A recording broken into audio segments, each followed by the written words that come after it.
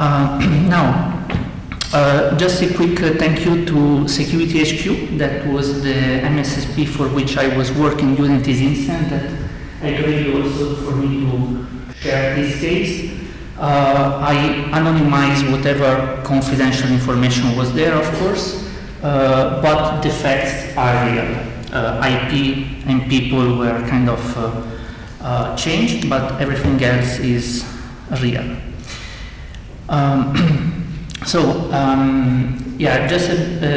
Security HQ is a global MSP provider with a presence in each continent, even here in Johannesburg. Let's deep dive now into this adventure. Where we are, Middle East, Ramadan 2014. Just to give you an idea of location and time. During Ramadan, working hours are reduced. We work from 9 to 3 p.m. And later you will see why this is relevant. We were doing the debrief of an investigation that we just completed, Operation Call for Free. It was a high revenue fraud where this telecom provider was impacted by having more than 18,000 prepaid SIM card part of the fraud. We identified one reseller partner that was the accomplice into the entire fraud. The loss was quite huge, 1.3 million in just 1 month, and this is why the incident response team, that is usually cyber-related, was called to support the fraud department in this type of investigation. We work day and night for 25 days to try to understand how the fraudsters were able to keep adding new numbers to use for their high revenue fraud. High revenue fraud, for whoever is not used to the term, is simply a very lucrative fraud for which you have a postpaid, you manage to get control of a postpaid SIM card, and then you call high revenue phone number, like the one that has $5 per minute or even more. So the fraudster is not paying for the bill because it's a normal customer that is abused, but they get money from owning that and high revenue number. Okay. So in this case, unfortunately, the end user, of course, was not paid for the bill, so the entire loss was on the telecom provider that was issuing the postpaid phone numbers. So we identified one main mastermind of this entire fraud, and we knew that there were at least 13 more people working with him day and night to kind of steal these numbers and execute the calls to the high revenue phone numbers. Most likely this was linked to a bigger criminal organization focus on this type of telecom fraud. For some audit, after some audit investigation, we found out more information about this, the mastermind behind it, and we also discovered that he was owning the branch office of the telecom provider for which we were working. So he was an insider having full availability of the telecom provider software, and he was able to run the fraud. So apart from that, we identified 3 employees that were cooperating with the mastermind. And here, for example, you see a screenshot of the WhatsApp chat between the mastermind and the insiders, where the boss was telling him, you know, I want this phone number to be converted from prepaid to postpaid contract so that I can run the fraud. So And you see that, for example, the employee was saying, boss, today the shop was too busy, so I wasn't able to convert so many numbers as you asked. So, operation completed, we gave all the information to law enforcement, and apart from that, as usual, we didn't heard from them anymore. And that's it. No, just kidding. That was just the beginning of a very, very complex investigation. So, let's introduce the concept of death zone. So, death zone, you are used to hearing from various movies where you see, oh, there is a new missile launch, so death zone has been increased to increase the readiness of all the security department to face that threat. So we used to have the same concept inside a SOC, incident response team, to have an idea of what is the security posture of the company in that specific moment. So in this case, before we were on DEFCON 3, that means that the entire SOC was working on this severe case, this investigation. There were night shift, there were a lot of logistics that was coming from that DEFCON 3. Moving it to DEFCON 4, because we completed the investigation, kind of relaxed all the logistics behind it. So we were celebrating a nice cup of coffee, but there is a person that was part of the incident response team, and we call him Oliver, that tried to log in to his workstation. And what happens? He gets authentication failed. Now, what he does, he calls IT support, of course, what happened to my account? And the IT support say, your AD password has been reset at 4:14, and I can see that you are currently logged into the system. So, on the top left, you have the means. Now we were 1707, and we know that less than 1 hour before, his account was reset. His credentials were reset. So you can imagine the big emotional impact of that, because he was with us in the meeting, so he didn't do any of this. So of course you need to assume the worst as usual, so we need to assume that his account was fully compromised. As a first containment action, we disable Oliver's account. We ask IT to cut all the live connection related to that account. Of course, let's go back to DEFCON 3 now, because, well, this is even, let's say, more worrying than the previous fraud. The war room was established in 3 minutes, not because we were super cool, just because the people were still there from the previous war room. So, very effective. And we start asking the SOC to pull data regarding the entire situation. Everything starts with a SOC escalation, where we mention what are points from where to start analyzing. So we know that we found a AD account, Oliver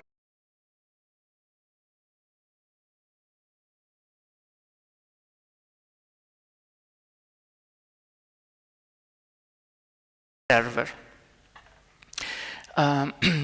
So IT confirmed that they didn't reset the account, so we assume that the account was fully compromised by a threat actor that we don't know who is now. So little details that regarding Oliver that at that time were kind of valuable. So he was a fresh IT graduate with a master in forensics, smart, introvert, technically a good resource to have to kind of grow him up on the team. Didn't have any behavior, neither bad performance. Social activity was normal. with some kind of strange connection, because he was young, so he had some strange connection, but nothing to be extremely worrying. Low income.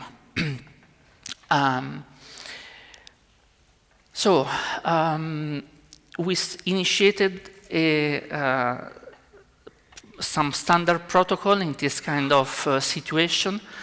And one of these is that the moment that we have the feeling that one of the computers, resources, network, accounts related to the incident response team are compromised, we need to assume all the other equipment used by the incident response team to be also compromised, including corporate communication. So we shut down all our systems, we disable all the incident response team accounts, and in around 15 minutes we were able to be up and running again with some spare laptop that we had there in case of emergency. Of course, they were not updated, they were not really fully functional, but it was enough for us to react to the incident. Communication system, email addresses and email, corporate emails are unfortunately the most common communication method, but we couldn't rely on that. So the best that we had was WhatsApp. So at that time, that was the only out-of-band communication that we could use to communicate between us and the major stakeholder in the war room.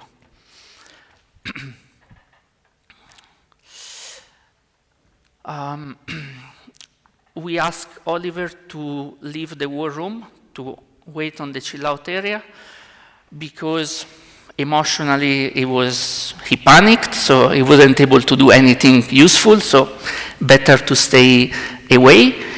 And we didn't know what was going on at that time, so we didn't know if Oliver was part of the attack, maybe he sold his credential to someone else, or if he was just opportunistic victim of the attack. We didn't know, so just in case, we asked him to leave the operation. So what do we know for now? While doing the triage of the incident, one account was compromised. Time of the incident was 4:14 p.m.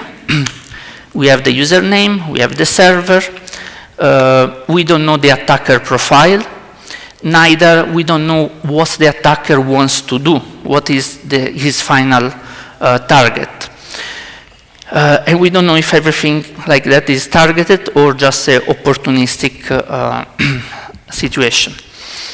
So triage is ongoing, containment was done, we blocked the account, investigation plan is still pending some triage results, incident tracking started, and for incident tracking I mean somebody that takes notes of everything that happens in the war room, so that at the end it's very easy to write a report of everything that happened.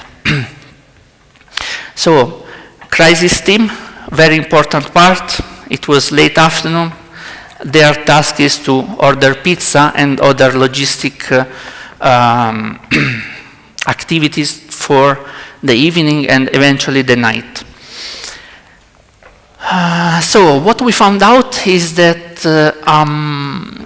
the attack was coming from, the Oliver's account was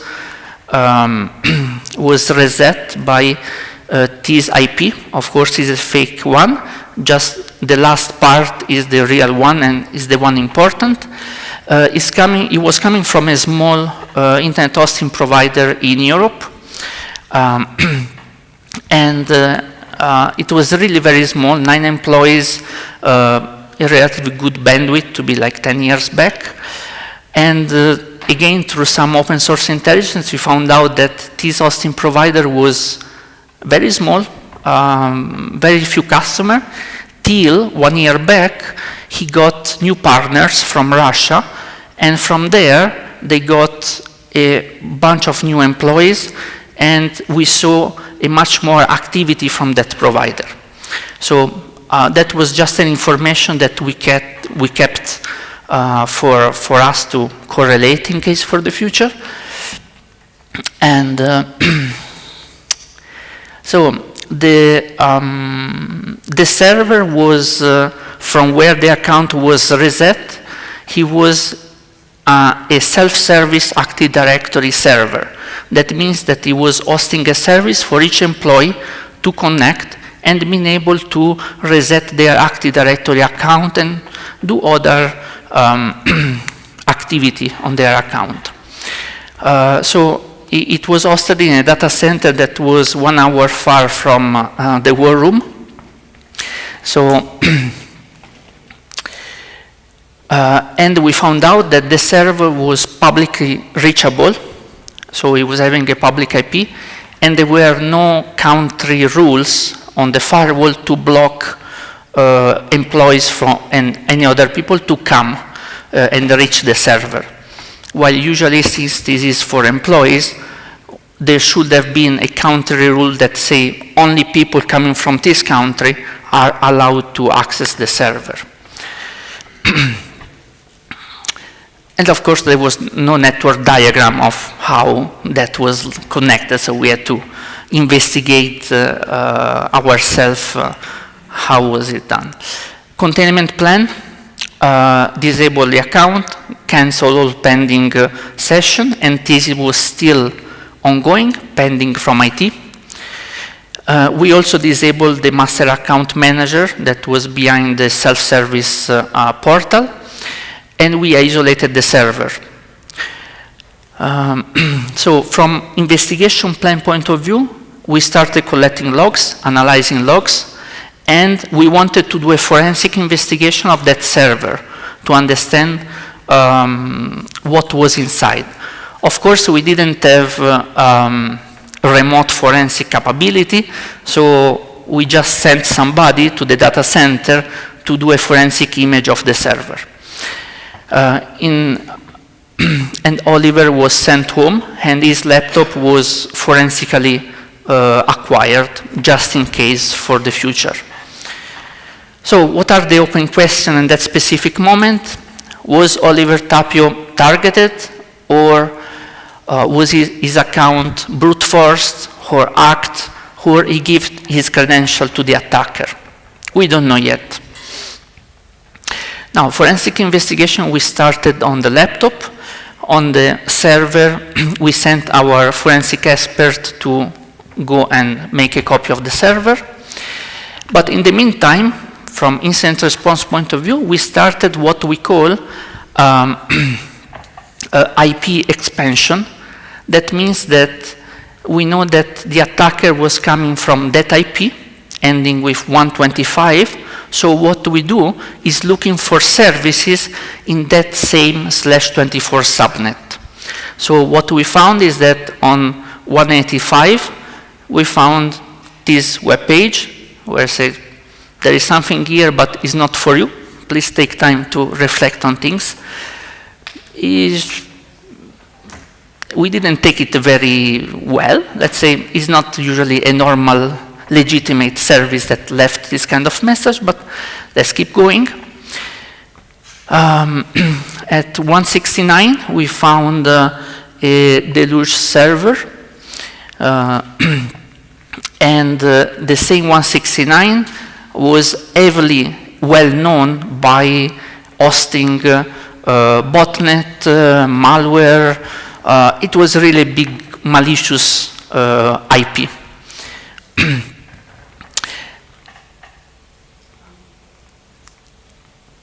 136, we found a torrent server. We don't know exactly what was the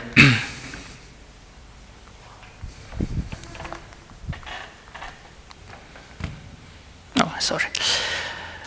178, we found somebody that was building a service to kind of download copyrighted material. From investigation of the Bitcoin, we found out that he didn't get any money from it. So either it was not launched, it was still under preparation, or it was not very successful. But what was really important for us is that on 123, and of course you can say this is not really good, strong evidence. This IP can be owned by anybody, but attacker was coming from 125, and on 123 we found out somebody that was selling databases of customer of Vodafone. So we are working for a telecom provider, competitor of Vodafone if you want, finding that the same attacker was attacking us and attacked previously Vodafone and is selling their database is not the best of the information that you want to collect during an incident response. So what we have here, we have CSIRT member account that has been compromised. We have a big telecom fraud that we just completed, and we have now a Vodafone hack that might be linked to the actual attack to our CSIRT team. Everything can be linked together or not linked together. At the moment, we just put it there as a possible scenario. But of course, that's time to raise DEFCON level 2.2, because that is a big signal, because that attacker is no more opportunistic, but seems somebody that is targeting telecom companies. So the level of alerts needs to be raised further. So of course we blocked the entire subnet of that hosting provider that however was mostly malicious, and we engaged their national CERT to have this machine disconnected from the network, or however for them to engage in some way. In the meantime, I call my forensic expert, that I call him Marco. I said, did you start the acquisition of the server? And his answer, yeah, no, I'm not able to enter the data center. So I told him, you forgot again your badge, didn't you? Because he was used to forget his badge. So, but no, that was not the situation. The week before, they found vipers inside the data center. So the healthcare, the national healthcare kind of shut down the entire data center. So it was only possible to remotely access the data center. Nobody was able to enter. So as you can see, all these little inconvenience, there is nothing that can prepare you for this. Incident response, most of the time, is you need to react in the best way possible to what happens to you. However, we started a cumbersome remote acquisition of a 500 gigabyte server that was planned to take days, and we start dumping logs for analysis. So in the meantime, one of the things that we were very lucky to have done is we created some bait profile on multiple social media, faking our incident response team, one member of our incident response team. So once we check the bait profile, we found out that this John Doe from Luxembourg kind of visited our bait profile. So it was very suspicious. Of course, it's a totally fake profile, zero connection. John Doe is the most abused name online. So we started checking the others' real accounts of the other members.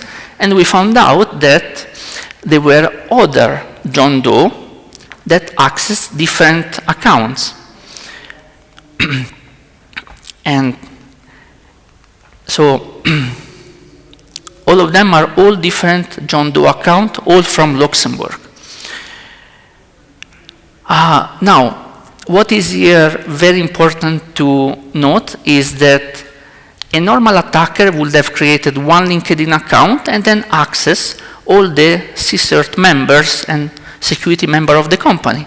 Here they did something much more complex and elaborated. They created one fake account and visited one account with that one. So there was a one-to-one connection with no way to link them, okay?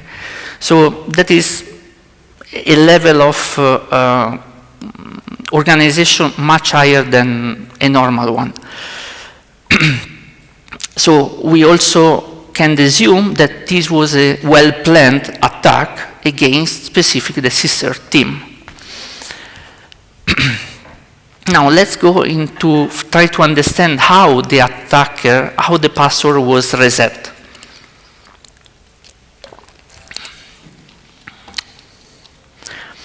So we got the logs of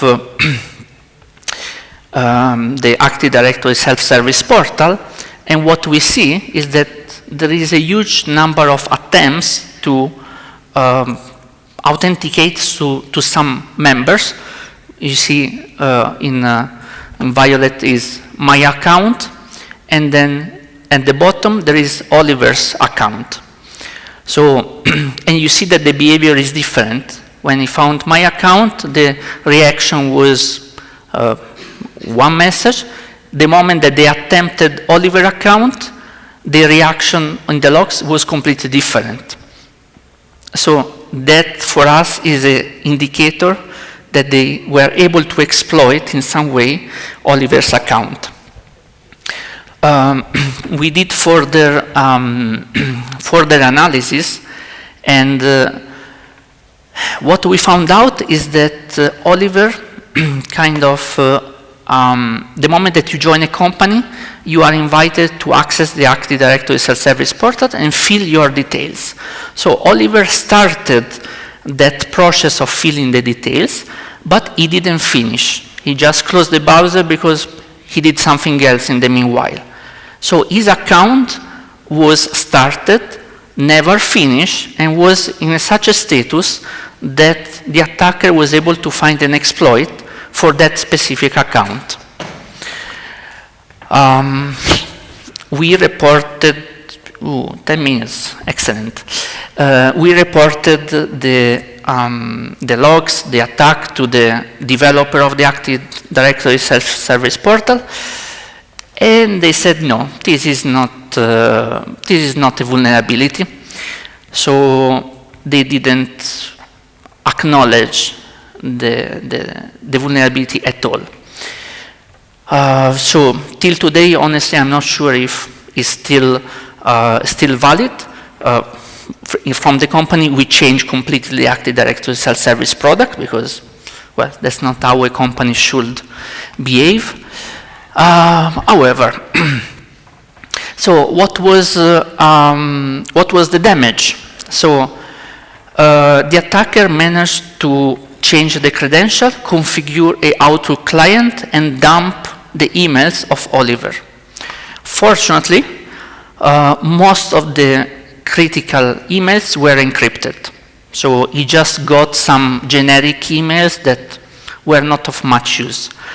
But what he got is also a dump of Active Directory employees list, all the users of the company. That was more critical. Did the attacker started the attack after working hours on purpose, considering the Ramadan period? So it was unusual that we were still in office at that time. We were there only because we were celebrating the previous completed investigation. So it might be that they waited till afternoon late to start the attack. Was this attack connected to the previous fraud? And was the attacker the same one behind the Vodafone breach? And the subnet, the /24 from where the attacker was coming, we don't know if he was fully owned by the same owner or multiple malicious threat actor. And what was his final target? this question, we don't know. We were not able to give an answer to that. Lesson learned, CSIRT team as well as security teams are always a target for threat actors, because security teams are the ones that usually own very good knowledge of the network. They have high privilege, and once you breach somebody in the security, you have access to communication of incident response, as an example. So you have visibility of what's going on. You need to pay attention to details as small anomalies and start thinking out of the box to correlate them. And then, ideally, build a risk assessment framework to regularly test internals control. And this is a very wide statement, I understand. But that's it. I open for question, and that was CSIRT under attack.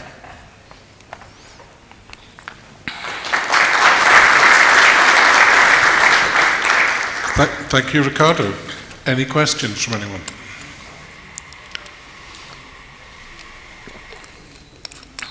No? No. Thank you again, Riccardo. Yeah, most welcome. No. Here we are. Yep, sorry, Jared Mach, Akamai. Did you ever identify who is behind, the attack on the employees? Because no. It sounded like you were able to figure out from the toll fraud. The international toll fraud is a big thing, but but you weren't able to identify who was behind the attack on the staff. Yeah, so the other fraud was a national fraud. Yeah. I had access to many databases, many internal information. Regarding this attack was coming from outside. The national CSIRT that we engaged never revert back. So we had no element to continue in any way. We were lucky and satisfied that we identified and blocked the attack in time. But yeah, unfortunately, I'm still curious who was behind it. It's definitely interesting. I'm actually surprised that still in 2023 we're talking about the high value numbers and the toll fraud, that those have not been yet discontinued and blocked by most of the carriers, because this is a avenue for abuse when the cost for most communications is relatively low, with the internet and the technologies that we use underpinning it. So I'm surprised that I'm guessing the only people who are keeping those services alive may actually be the fraudsters. Yeah, and by the way, they were all coming from Africa. I don't remember which country in specific, but they were all related to Africa. I remember dealing with some toll fraud with one of the services that we had at a prior employer, and we saw a lot of stuff coming out of Eastern Europe, out of Romania and such, when it came to a lot of SIP-based fraud. So definitely interesting. Thank you. Thank you for sharing. So Ronald from Fusion. The self-service portal for AD that you had, what identity requirements did it have for the user to go when he first registered? Was it just the email? Because if that was the case, then they could have basically reset anybody's password if they just knew the email the first time. Yes, the exploit was only requiring email address, but the account needed to be in that limbo state. Enrollment started, but never completed. So I assume this was 2014 and there was no 2FA? No, not at all. No. No way. Any more questions? Thank you again, Riccardo. Good. Thank you. And a reminder that there's still spaces on the training for Friday, both the RPKI training and Riccardo's open source intelligence training. Next up is lunch, everybody's favorite meal of the day after breakfast. It's in the Chef Boma's, which you go out the entrance, turn right, good. Actually, yes, you can go that way. So go out, turn left again, go down